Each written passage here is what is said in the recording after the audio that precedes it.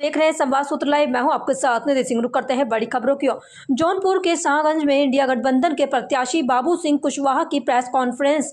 देश में इस बार लोकतंत्र बचाने के लिए चुनाव हो रहा है। कुशवाहा, पुरानी पेंशन नहीं, अग्निवीर योजना, युवाओं के भविष्य से खिलवाड़, किसानों का हक नहीं दिया जा रहा है। कुशवाहा, जौनपुर में पीडीए का नारा सब एक साथ, इंडिया गठबंधन के साथ है और एनडीए की सरकार दोबारा आई तो संविधान से छेड़छाड़ करेंगे। और वहीं कुशवाहा शाहगंज विधानसभा क्षेत्र के मिंडिया स्थित लॉन में हुई इंडिया गठबंधन की पीसी।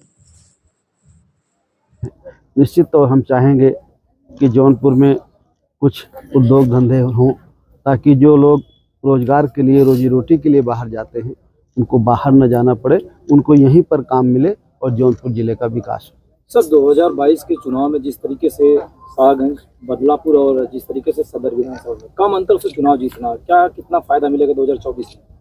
पूरा फायदा मिले। देखिए, समाजवादी पार्टी उस समय अकेले चुनाव लड़ी, तब भी बहुत कम अंतर से हारे।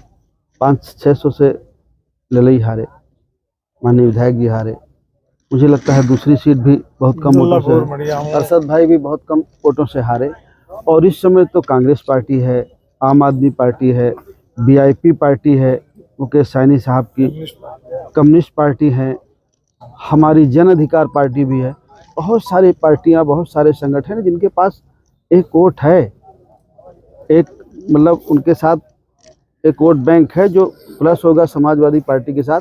और पार्लियामेंट में ही नहीं, विधानसभा में भी बड़े पैमाने पर जीत के जाएगी समाजवादी पार्टी। आपके साथ ओम प्रकाश राजभर थे, आपके साथ जयंत चौधरी थे, अब उनके साथ अनुप्रिया पटेल पहले से थी, अब भी हैं, संजय निषाद हैं, उनके पास भी एक बड़ा गठबंधन है, तो इसको आप कैसे देंगे?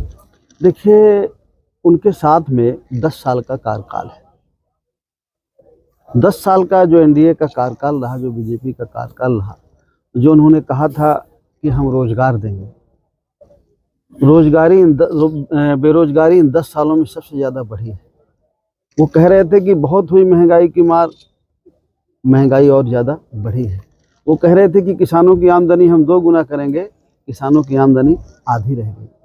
यूरिया की 50 किलो की बोरी पहले 45 की हुई, अब 40 किलो की हो गई।